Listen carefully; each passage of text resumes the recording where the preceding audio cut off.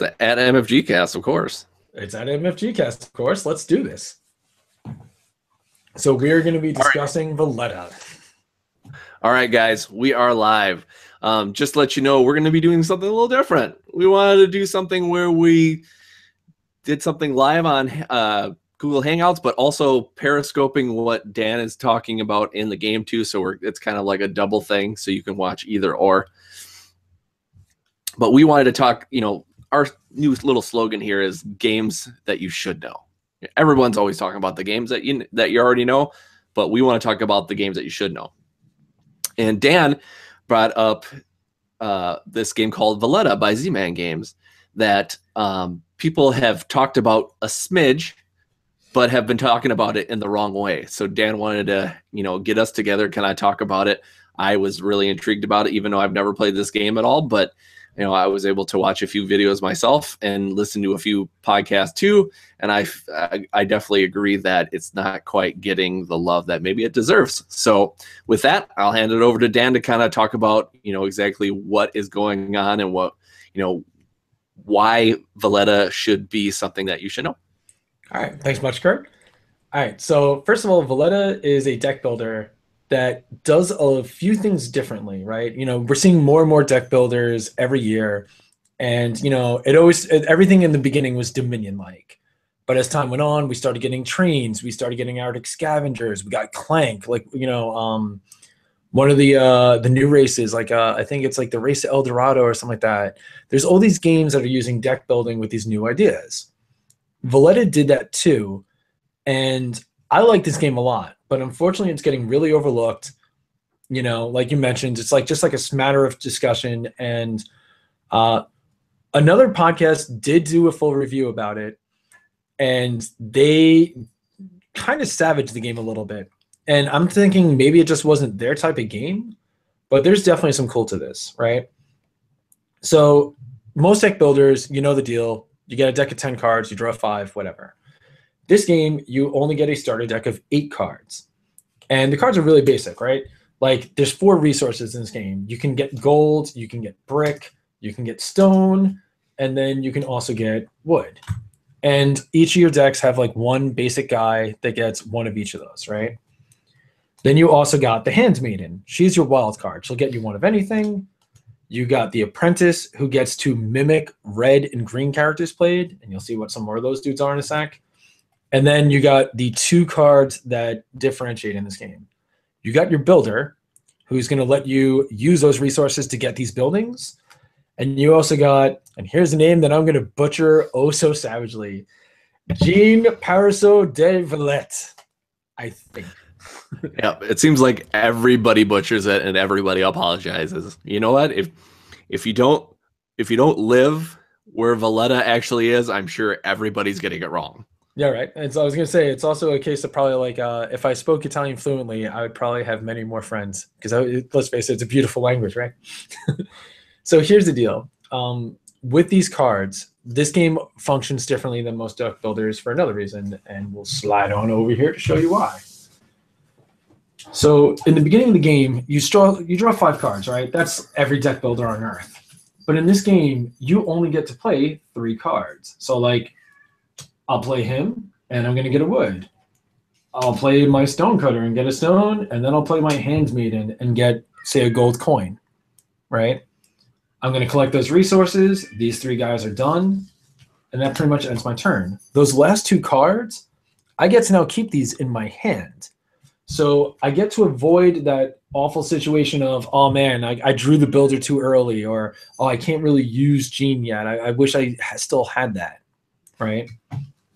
So already the game is a little different than most deck builders.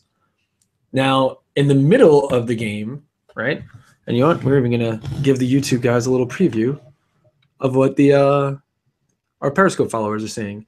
So you'll notice there's all these cards on both sides of this little middle column, right? That's actually the walkway of Jean. And what's going to happen is anytime you play his card, you get to hire or fire somebody. And that's how you call cards from your deck or hire anyone that anyone else fired from their deck. There's no buy row in this game like every other deck builder. This one is about when you build that settlement, right? That building or such. So take, for example, say we decide we want to up our resources, right? So we want to go for this building right here. We decide we're going to pay 1 gold, 1 wood, 1 stone. We use our builder. We get this. This guy's going to go to our hand. This house is now ours, right? And the way that's going to work is on the board, we're just going to throw this house over here, right? Now we own this building. And this guy is now part of our deck. Now, I have my woodcutter and tin, but he's a little better, and I want to streamline my deck. I can fire my woodcutter. 2 turns later, Kim's like, man, I need more wood. She hires my old woodcutter. That give and take of the economy is a little different. It's not just waiting for good cards to come out. There's none of this crap where it's like you buy that 3 gold card, and then the card you've been waiting for in the entire game goes in the buy row, and you just look at your opponent in the face and they go, oh, cool, man, thanks. I spent 6 gold. I get the card that always wins games. Thank you very much. And you just sigh. This game doesn't do that to you. The other thing is, every time you hire or fire somebody, Gene is going to move along the track. And when he does, you get to pick up these little barrels, right? These are bonus resources. Now, there's 2 things like about, besides getting a bonus resource, right? Like, which game is it where getting resources is ever bad? That game doesn't exist. Even Lilo agrees. No game with resources for free is bad. Why have resources if you're not going to use them? I mean, come on. I very much agree. Now, the thing is, as he moves along, he's going to go into each of these different 5 districts. If you build wherever he is, you get free victory points, right? So the timing of when to build things, right? So like, take, for example, the game has gone on. He's over here on step 7. If you build any of these 4 cards, you're going to get bonus 2 points, right? By the way, you might be wondering how the laptop's doing that. I have telekinesis now. So as he goes along, you're like, you're going to hire fire, you're going to get resources, you're going to get more points for building. Also, you might be like, having a strategy of just streamlining your deck where you're just like making your engine go and go and go. You want to exactly know what you're going to get every single turn, right? That's possible in this game. Another thing that's really cool is you notice that the cards are kind of laid out almost like a little bit of a village. As you buy buildings, the next buildings get a gold reduction because you're basically developing further out in the area. So there's actually strategy as to which buildings to get. Like, yes, getting this building over here is worth 3 victory points, but it also requires 3 gold and 2 wood and 2 brick. Maybe buying this building over here and getting the building to the south of it, now it's only 1 gold. So if you don't have a good gold engine, you can manipulate the board to work for you. Something that not too many other games have. That makes this almost feel like a little bit of an area control, because if you keep expanding in the right directions, you're going to reduce your resource needs, which again is very cool. Another thing is this game lets you convert resources, right? So say you have 15 brick. You can give up 3 of any mixture of resources to get 1 resource of another kind for buildings. So if you want to be the master of stone and you have 9 cards in your deck that help you build up stone, that is totally legit. You can do that. The game lets you play how you want. It's not forcing you to get cards, but based on how you're playing, some cards will be better than others. And I enjoy that too, Yeah, I like that. With this game, it seems like it's giving you outside of the box reasons to do other things. Like what you said with having 5 cards in your hand and then being able to manipulate yourself where you think, okay, instead of having this buy roll where you hope for the right cards to come, you have a little bit of a say-so where you think, hey, I want to save this for this resource, or I want to save this for whatever. It's like it gives you more, it gives the players more of a, I don't know how to say it exactly, more of a chance to kind of put this game in their favor and take a little bit more chance out of it. And yeah, that's right. And also I feel like the game lets you experiment. So like, here's just like a little example of something, right? So say you get the Mason. Now you'll notice on the bottom of the building, there's icons like a brick or a stone or a wood, right?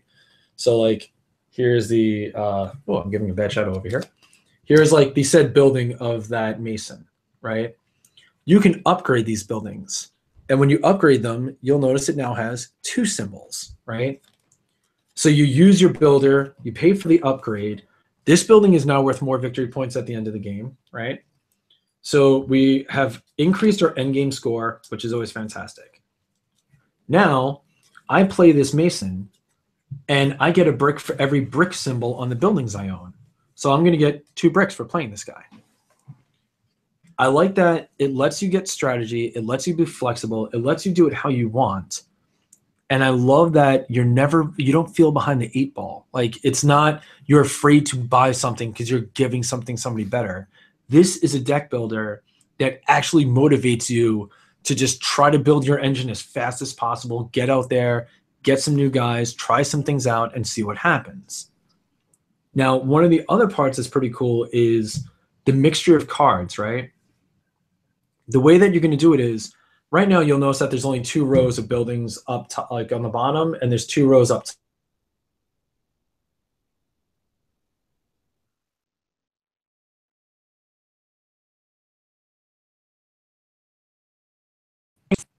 Now, what that also lets you do is now you have even more choices. There's more guys out, more buildings, more ways to go, more options for connectivity, and more chances for your opponents to mess that up on you.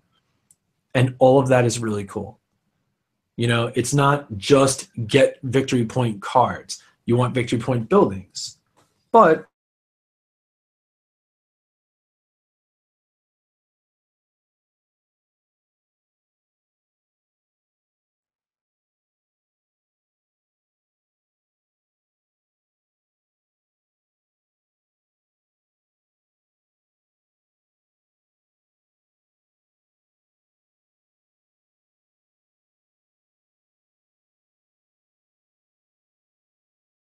victory points. On top of that, your blue guys have like a lot of manipulative things where it's like those are your interactive cards. Some of the blue cards actually let you steal from other players, like the tax collector. If anyone has more than 2 of any resource, you're taking 1 of each of those things. You know, so like if your buddy has that massive stone strategy, you can be like, hey, give me some of those rocks. You know, I'm here for the government. Or take, for example, you might have the seamstress where, you know, you have like 2 seamstresses and you're just really banking on pulling those a lot so you can fill in those missing goods that you need that turn. The game definitely has flexibility, you know. I love that there's this aspect of different ways of scoring, that you can develop your city. There's more ways of comboing cards. The card pool in this game is small, right? You know, like when you play Ascension or DC Deck Builder, like how many different cards is there in DC Deck Builder? Like 150 in the base game or something? Yeah, just a ton. Like this game does not have 155 unique characters, but it has enough of a spread that you can strategize where if that one card goes missing, you're not screwed, right? By the way, one of the cards that we set up for our just like to, you know, show a few of the visuals. Knight Hieronymus von Rieckhoek. Sure, why not? I think that's how you pronounce it. When you play it, you just straight out score 2 victory points. You don't have to do anything else. There's no thinking. There's no, oh, I'm short on wood. There's no, I hope I get my goal to do this. Just 2 points. Like you can go for cards like this where he's just a simple, straight out, easy play. Or you can try to combo up. Or you can try to streamline. Now, I told you how to play, right? Another thing about this game is, you know, sometimes like certain deck builders, the game will just drag on because either you can't kill that last boss or somebody will not just get those last 5 victory point chips or whatever it is. Like even like certain games of Ascension sometimes felt like a hellish nightmare landscape because unless you were killing monsters every turn, those gems didn't run out. So people would keep buying cards that were worth more points because they want the game to go longer so they can win. Or in a lot of the Cerebus engine deck builders, you got to beat end guys. And if you don't beat the end guy, you're still just keep playing. In this game, you got 3 different end conditions. So I mentioned to you how those gold cards have your characters advance along the line, right? If any of your guys goes all the way along the track and gets to the 25 spot, that's an end game condition. Now, I told you about how you're using your buildings when you like take over areas. Like you're putting these ownership buildings on here to note that that's your building. If somebody places their 8th building, that's an end game condition. And last but not least, if the Gene Parasol makes it all the way to the 25 point on the track, that is another end game condition. So be it enough people. I do. By the way, Kim is also trying to do some improvised setup. So if you're wondering why boxes are just floating in the background, now you know why. But it's the fact that you can either try to build up fast and do a Zerg rush, which again, not too many deck builders do. You can play point strategy where you just keep making points every turn, and you're forcing your guys going along, getting victory points. So once the end game hits, you're already ahead of everyone else. Like if you're the first to the 25 point track, you got some type of lead on people. Not too many deck builders have that. And lastly, the fact that the more that people use to hire or fire characters from the deck, again, pushes the end game closer. Now, 2 other quick side notes that I love about this game is, one is that, like I said, every time you acquire somebody, they go in your hand. You're not waiting it out. You're not like, oh my God, please let me draw this guy. Please let me draw this guy. As soon as you get him, you drew him, right? Let's just say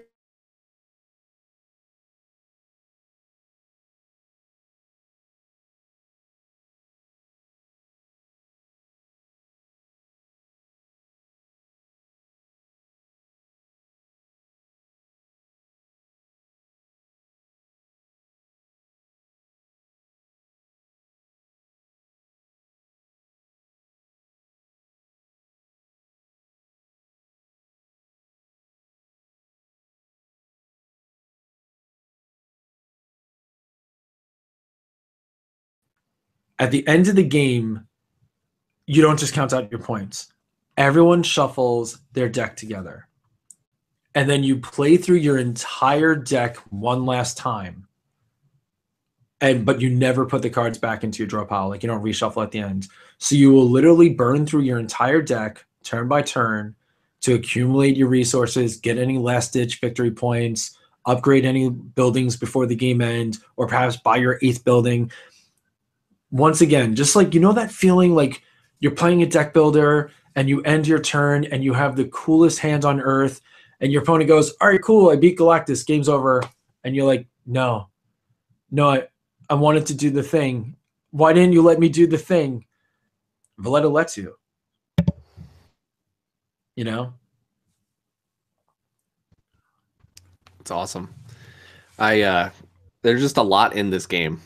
It's funny too, because I feel like when people were talking about it, they talked about how much they thought the price was a little too high for it also. But like, if you think about all that goes into this, regardless of the fact that you have a ton of cards, like I would say, as long as you're not paying like, $60, I think you're pretty much getting, a lot of bang for your buck. Yeah, I mean, it's funny because like when it comes to value, I always hear people like, and one thing is this one podcast in particular, they never talk about MSRP on games. They only talk about online prices, which I don't know, to me is a brutal thing because it's kind of like, to them, it sounds like you should never ever buy a game at Barnes & Noble or your local game store or anything because MSRP is for fools. And I'm not a big fan of that opinion. But the thing is, it's like, yeah, like take, for example, I always try to do it by how much play are you going to get out of this thing, right? We've only gotten to play this 4-player one time. And it was funny because we're so used to the 2-player that we kind of had to like go, oh yeah, this won't work. And we had to slide it down a bit to make room for all the extra cards. Because me and Kim have played this 2-player half a dozen times so far. And as a 2-player deck builder, I think it is amazing. I'm really pleased with it. But yeah, I mean, it's like you're only getting so many cards. Like it's not like there's 1,000 cards or whatever. You're getting a decent amount of wood, like the houses and stuff like that. But yeah, I would say like $45-$50 is a great price for this game. And this thing is on sale on like Cool Stuff and Miniature Market like every 3rd week. You know, I feel like it's almost on sale like too often, and I think that's another thing that scares people off from this game. That they're like like sometimes Cool Stuff does that sale, and you see Dark Minions and Mermaid Rain and phones falling off of tables, and you see those games and they're like on sale for $5, and you're like, yep, didn't buy those for the last 6 years, not buying it today. It's like, yeah. Well, it makes me think of when we've talked about this in the past. It makes me think of like, it seems like, like some TMG games and some Queen games are always on sale for like ridiculous amounts. So you're thinking, okay, are these that way because they're awful? And they're not, because we have some of those games, and we're just like, well, for the money, let's try it out. And I know we've said in the past, that's probably not a great thing to do, because sometimes you don't want to waste your money on something that might not be great. Save your money for something that you truly do want. But yeah, it's just that I'm sure that's a buyer's beware kind of thing, where they're like, okay, this is consistently. But if you think about it this way, you're always seeing like Broom Service always has like a good, chunk amount, good Lord, chunk of money off. You'll see, a bunch of other games that just consistently have that, amount. So, maybe it's just something that, maybe these places are just trying to get in more people's hands, so then they can, tell their friends about it. Yeah, and by the way, on our stream, Paige actually noted like even a $15 game can be worth $100 to somebody who really loves it, and I definitely agree with that. Because to some people, $100 games are only worth $15 because they don't like it. Yeah, exactly. Well, just think of all the games that you've played that you go to Kickstarter, you buy the Kickstarter edition with all these cool little things or whatever, and it continues to sit on your shelf, and you go, why did I do that? That's weird. Right. And by the way, Paige also noted that Broom Service is criminally underrated. I cannot agree more, because that game it's also one of the meanest games I have played, and you would not think it by that cover. You're like, oh, this is a cute family game. An hour later, I'm not speaking to you anymore. But yeah, it's like, this is a game where, and it's just like one other issue about price. Like, take, for example, on the shelf behind you, I see that you have CV on there, right? Mm-hmm. CV, I think, was like $40 is the MSRP? Yep. Right. The game is some dice, stack of cards, and a couple little chips, right?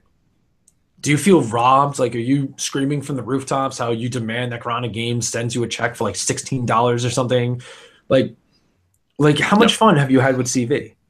Yeah, tons of fun. It's one of those games that, thanks to Taco from SO1KS Gaming, he reviewed this game, and it was just one of those things where I was like, I always wanted to know what that was all about. And, and he dug it, he gave it a seal of approval. So, I was like, man, let's just check this out.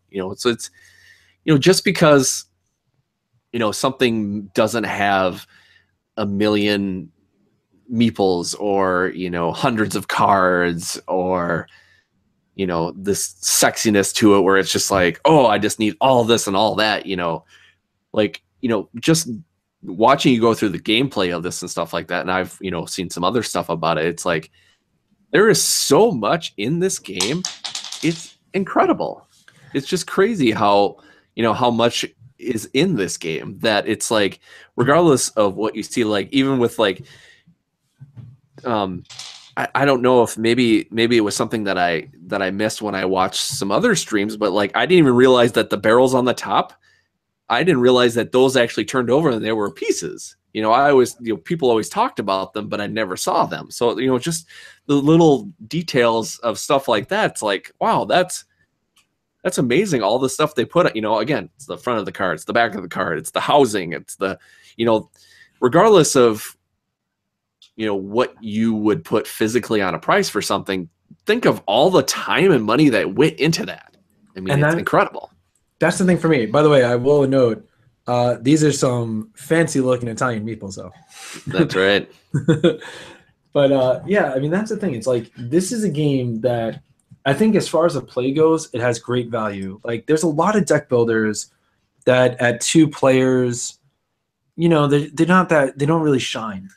This game as a 2-player game, if you like deck builders and you're looking for something to play with like your buddy or your spouse or something, I think this is definitely a good choice. The other thing that I really like about this game is on the back of the box, time play is 20 minutes per player. I feel like this is one of the few games where they're not lying through their teeth to me when they say that. You know? Yeah. It's like, it's just, you know, it does play quick. Your choices, and the other thing too is, again, I can't stress how much I enjoy this. Downtime. You're playing 3 cards, right? I would say the longest turn that Kim and I ever took in this game was maybe 40 seconds. And it was because, like, wait a minute. I don't know which building I want more. It wasn't because you don't know what to do or you can't do anything. It's because 2 things look really good, you know? And what's good is, if you look over and you notice that your opponent's a little low in resources, you might be like, you know what, I'm just going to buy this one because I think I can buy that other one before you get to. You know? Yeah. Here's one thing. This is the one thing that me and Kim did criticize the game for, and it's kind of stupid, but so you see these like little like red tombstones? These are the bricks. Show right? Periscope those tombstones. Yeah, we'll show them on the Periscope too. So we were like, why are there graves in this game? And they're not miscut or anything, because that's the symbol for brick on the cards. This was, I am guessing, now I'm not a historian, you'll notice, here's the symbol for brick on the bottom of the card. That is an accurate representation of how the pieces look. I'm not a historian. I don't know anything about architecture. I'm guessing that bricks were not always square. Yeah, exactly. It looks like a cow's tongue on the cards. That was the other thing that we thought at first too. We're like, maybe it's cow tongue. Maybe like you got to feed your people or something, and they just really like cow tongue in Valletta. No. Like the coins are cardboard shit coins. Like, you know, you got like little gray squares for the stone. You get classic wood sticks for like the wood. You know, the components aren't like, they're not Stonemaier game bits, right? But they're fine. Yeah. Oh, actually, here's a good point. Somebody said like, oh, maybe they're like shingles. That's a, you know, I mean, I don't know if I would put bricks on my roof to keep me dry, but yeah, they could be shingles. But that's the thing. It's like, this game is really cool. I really enjoy playing it. It's even a game that we can play in short time. Like if you only got like, it's like, oh man, like, you know, we got to go to bed in 45 minutes or something. The setup, I will say this, the setup is a touch of a pain if you don't organize your cards when you're done. And here's the only strike on this one, and I'll show it on the Periscope stream. I'll strike it over the screen too. The buildings have a letter on them, and that corresponds to the little card, right? So like take, for example, you'll notice over here, the seamstress has an E, as does the building. Yeah. Right? So you randomize the building cards, and then you get the people that go with said card. If you don't organize the little cards in alphabetical order, like from that little letter in the corner at the end of the game, it is a bit of a buster to set up. So spend the extra 2 minutes when you're putting it away to save yourself 10 minutes when you set up. Like that, that's a strike. You know, because most deck builders, I would say this takes a few minutes longer, like 3 minutes longer than most deck builders, because, you know, you got to do your little barrels and everything in the middle. You got to make sure you find each person for their building card. But past that, the gameplay is smooth. The other thing is you never feel screwed. That's good. You know, it's like somebody might buy the card you wanted, but that just means they did it better. You know, like they got their combo going and they got their engine going just a step faster than you did. Yeah, and I think that's why they, you know, have all these options and stuff like that, because it's like, okay, you know, they want to give you more reasons not to be stuck in this game. They want to give you a little bit more help to getting to where you need to go, instead of going, here's whatever, good luck. Yeah, and it's like, I absolutely do adore though. Oh, actually, we do have a question about the inside of the box. The inside of the box is the classic Z-Man, I love 4 compartments for all my games insert. Also classic Z-Man fashion. This, like the piece here, was not inside the box when you got it. We set it up pretty easily. Like what we ended up doing was our favorite solution on earth, the wedding favor tins that you get at Michael's, 30 for $10. We got each of the resources in one of these. We just threw all 4 of these, like stack them up and throw them right in the box, right? Yep. So like when we put our game away, like the resources just go in just like this. Bam, we're set. You know, building cards up here, people here, little cards there. So it's like 1, 2, 3 for us. Yep. Or you can go to your local Dollar Tree and get stuff. We've got little Star Wars plastic containers. Yep. Also, it's pretty useful. This is another suggestion I got. A friend of mine who has like an infinite home. He's like, hey, you know, Gerber comes in these little plastic snap close containers now. Those are great for game bits. Nice. Yeah. Thank you, dishwasher. Pretty much. He's like, you just want to make sure you get all the sweet potato and pea out before you put in a, you know. Yeah, exactly. Valletta's going to be a little more interesting if you get that, split pea and whatever. Yeah. You notice that one of your meeples has a mohawk, you know. Yeah, exactly. That's not a mohawk. Another thing that I saw that was pretty cool too is that the rule book is fairly small, so it should be very easy to teach, which I always like that. Book if you could. Yeah, so here and so this is again like this is something that's odd, but so there's like 2 different rule books, right? This one gets you through the setup, and it just notes like how the game plays and how the game ends, and you're like, okay, but how do I do anything? All you do is play cards. This tells you what all the cards are. So this is basically the only thing you really need to reference like once you play, because this will give you a rundown of each person, how they work and things like that. And what I also really enjoy about this game is it give you examples. You know, it's like, oh, you play the tax collector. Here's what your opponent has. Here's what you get from them. What I like is we talked about this in the past. To me, if you have a rule book with examples, you are already on the right track. And they did that in this, which is great. This is one other thing I heard mentioned, and I think this is fantastic. There's actually an ad to visit Valletta. Yeah. Both an impressive city and a fantastic board game. You know what? I'm going to say they're telling the truth on that because I really dig this thing. Now, if you actually played Valletta in Valletta, that would be so meta. I would love to do that. Well, wouldn't anybody? Jeez, I'd love to travel the world and play board games. Come on. Right? I think I might have like some Italian roast coffee when I play Valletta, and that will probably be as close as I get to the city itself. Nice. Yeah, I'll have some American spaghetti, and then I will. Yeah, SpaghettiOs, but you'll have a nice hat on. There you go. Yep. Make sure not to get the SpaghettiOs on the cards. Now, also, I would like to note in advance, if anyone thinks that I'm influenced by the art of Clemens Franz, yeah, that's like one of the reasons I looked at the box. But the gameplay is what won me over. Because originally, when I heard it was a deck builder, and like I'll say this for myself, when I heard it was a deck builder, I'm like, we got a lot of those. But I looked up to see like a little video or 2 of play when I heard like there was like city aspects, and I was like, damn, this actually looks pretty nice. Now I mentioned to you before, Cool Stuff always has those sales where this is in on it. I would say like, you know, hey, if you're picking up, you know, now is when you're probably picking up some games to give to your buddies for the holidays anyway, right? Treat them or treat yourself. If you need to round out to get that free shipping, or you're like, oh man, I want to get one other little thing, check this one out. It's definitely, it is good. It is solid. It's fast, and it's a game with purpose. You know, everyone is racing to do things better than the others. You're not just waiting out to get that big hit card.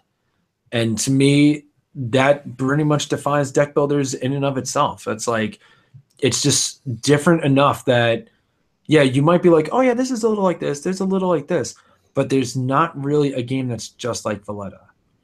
You know? Yeah. It's like a good mixture of like a Euro game and a deck builder. It's like it's like Euro Ameritrash, just kind of smushed together and made into a great game. So it seems like hopefully it'll spawn other things that will be kind of like this. Because if you think about the Euro games and stuff like that. It takes you a good long time to get into it and get going and stuff like that. Like this could be a good intro to those games even, if you're like, okay, if you like this, let's try La Granja, or however you would like to say that, because I can never pronounce it right. But or if you like this, let's play this, and maybe that'll introduce you to other deck building games. Say someone's not really into deck building games, you play this and like, well, maybe we'll try this, and maybe that will spawn other things. Who knows? And when you mentioned about with like Euros, I do also like the fact that how there's some Euros where it's like you can be like, okay, I go here and I'm gonna get 2 stone, and somebody goes, oh man, you just lost the game with this move. You'll find out how in 2 hours from now, though. You're like, wait, what? No, can I take it back? Like, Valletta's not going to do that to you. Like, there's no dead resources. There's no like, oh no, you got the Carver. Oh, you lost. Like, you know what I'm saying? There's nothing like that in this game. So it's not cruel and punishing. Don't get me wrong. I love punishing Euros. But if you're trying to introduce somebody to Euros, that's the worst way. Yeah, that's the worst way to introduce anybody to anything. like, oh, you love baseball here. Oh, here's a baseball badge here. You want to start slow. You ever see The Untouchables? We're gonna do a scene from that movie. That's the wrong way to introduce baseball. But yeah, it's like I wanted to show people the good in this game, and that that there's ideas, there's strategy, there's a nice little mix. And the other thing that I enjoy too is the fact that there's only, I think, about 24 different professions amongst the cards actually makes it where, like, take for example with the A cards, right? You're gonna notice that there's multiples, like there's 3 bankers. Now you might have 1, 2, 3, or none based on how you mix those cards, right? But the fact that you got 3 copies of this card, if all 3 of these are out and you really want to get one, you have a good chance.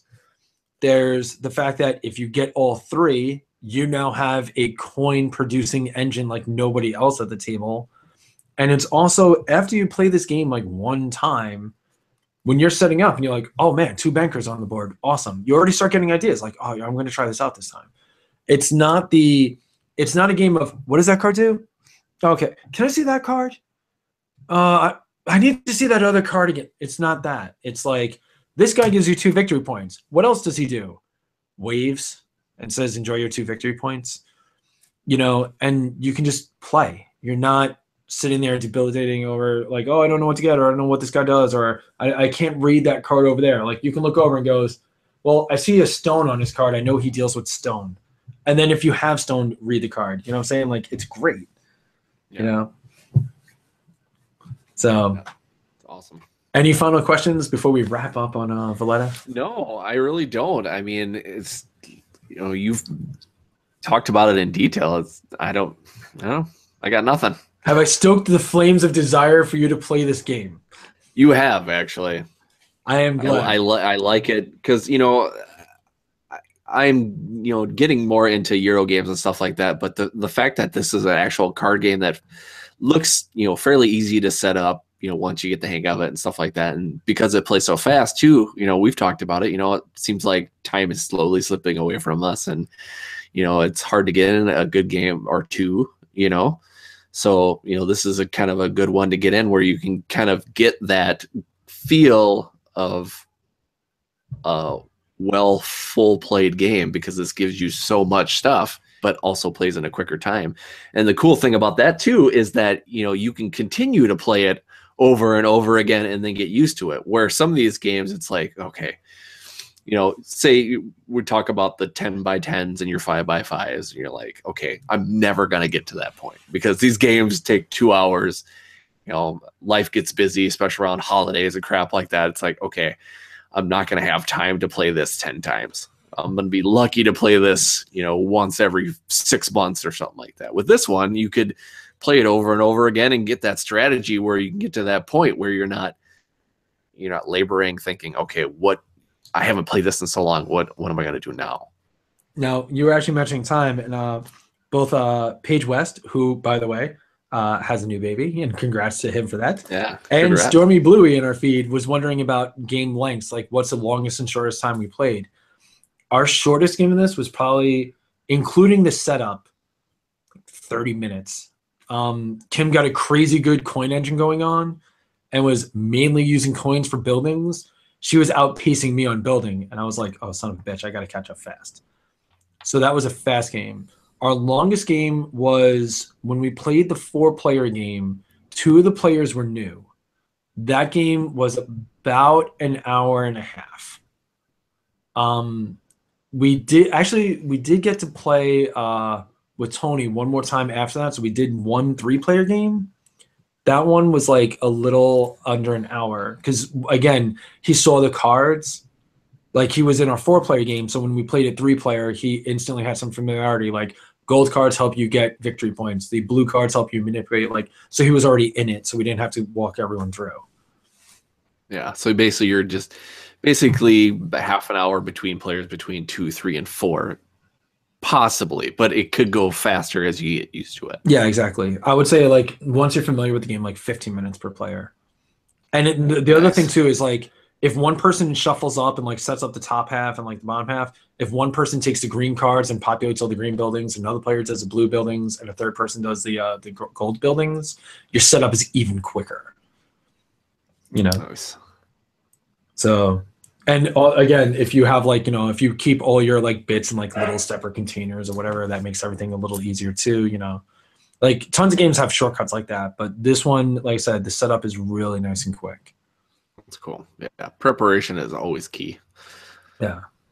Like, my biggest thing is the barrels. Like, so just like, because these barrels, they are tiny smalls, right? They're like little barrels. My biggest thing is because of my my big clunky hands trying to set these up on the spots on the board. But besides that, yeah, I'm just thinking about, like, the first thing I thought of was your cat. I'm like, man, if your cat were to just jump on that board, boy. It's one of the few times I want to suplex her. I'm like, no, because like she'll step on a card and then fall. Like, we have the only cat that's not agile. She will step on it and slide and like face plant to knock 4 more cards out of the way. And we're like, thank you. Nice. The graphic design is incredibly simple. We also got a quick question about like graphic design. The layout on the cards is really easy. It's just what it takes to buy it, right? And then you got the little character that's on top of it that you get once you build that building. You also got the victory points and the resource that's associated with. And when you upgrade, just the victory points and the resource, again, doubled up. So the graphic design is really simple. All the cards actually tell you what they do. It's not symbology, which I feel like kind of makes it even easier for new players. Yeah, did you show that on Periscope too? I didn't. I don't know if you showed it on. Yeah, real quick. Our current audience is 0 on Periscope, but people can always go back to. Hey, you know what? Exactly. Show it to everybody. Let's get all the angles. So it's like, here we go here, like, the buy, the resource, the victory, and then the character you get. And then when you upgrade, you just flip it over. In case people are wondering as to how you upgrade, all the people that build also can upgrade. They'll say build or upgrade. When you upgrade, you just need the resources. Like, you don't have to pay the gold anymore because you're not buying the land. You just got to pay whatever those resources are. So like upgrading this building is only a stone and a brick. And now you got another victory point and 2 stone for any associated card. So that's pretty awesome. Yeah, that's great.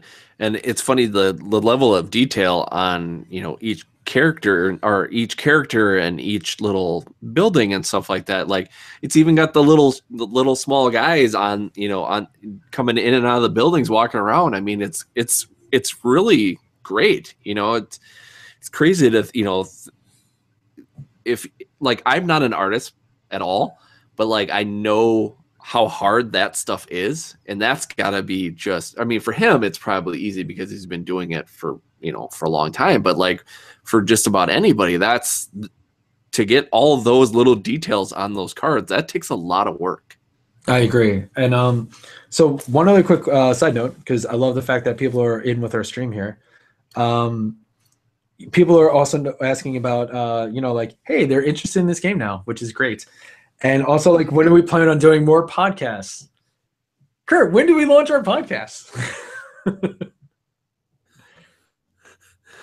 Are we talking about new episodes and stuff like that? Indeed, I am. I love throwing you these. All right, awesome. I'm glad you are, because I totally got lost there for half a second.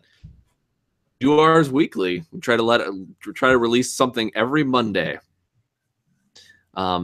We try to kind of spice it up a little bit. We're not just talking about board games. We also do fantasy improvs. We also do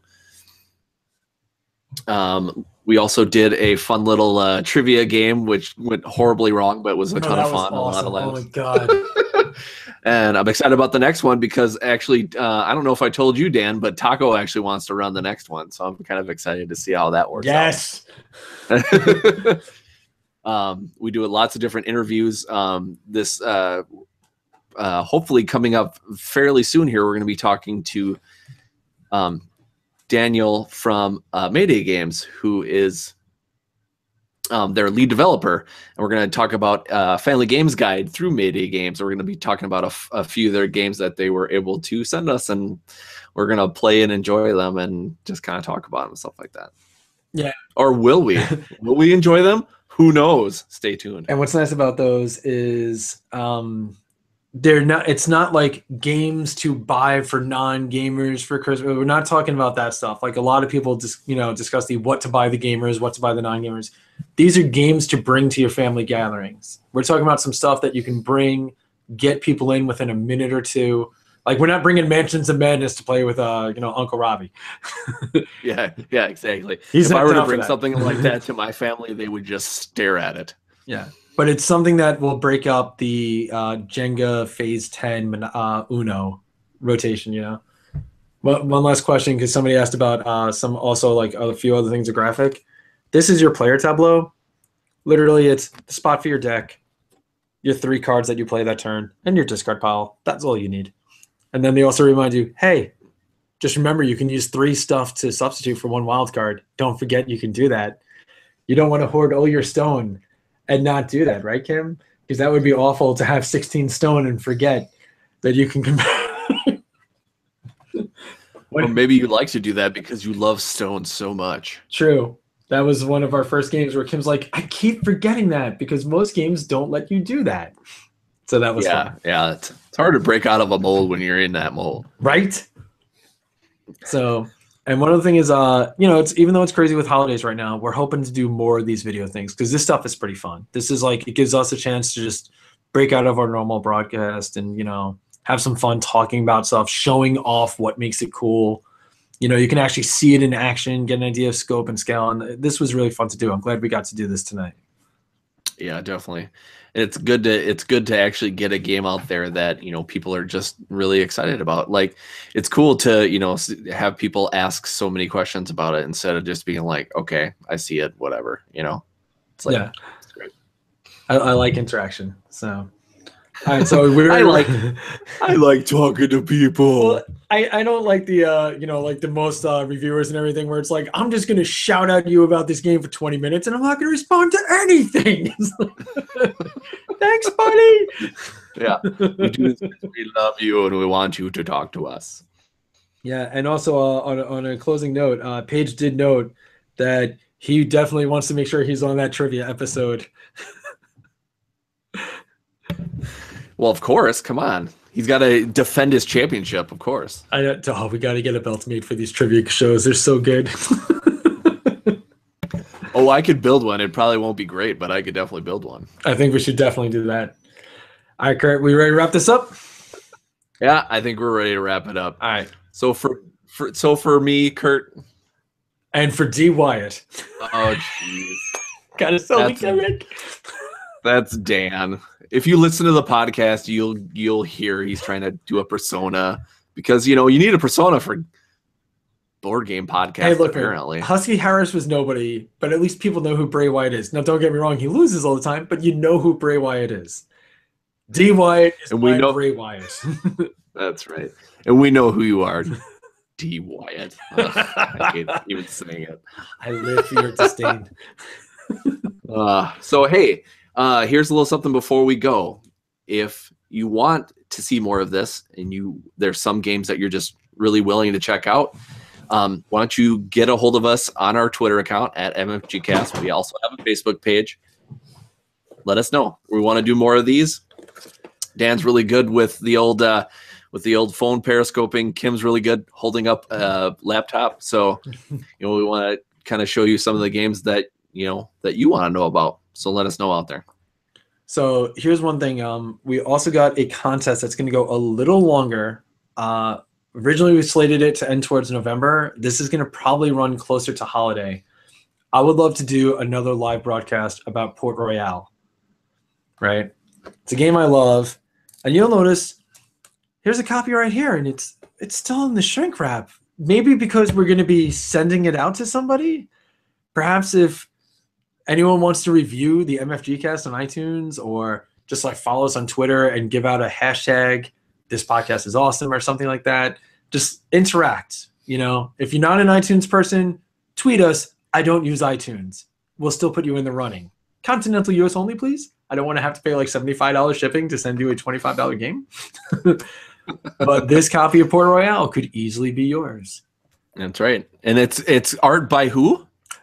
No, I was going to say Alexander Pfister. He's not the artist. That's some Clemens Franz art right there, baby. And Alexander Pfister, clearly one of my favorite designers because I'm a Fisty, has designed this game.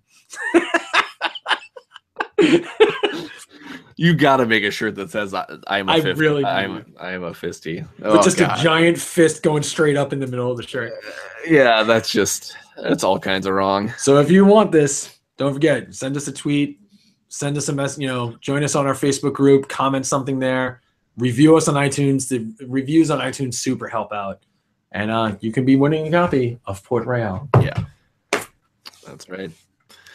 All right. And I think that's good for us. So, again, thank you again. And this was the MFG Cast.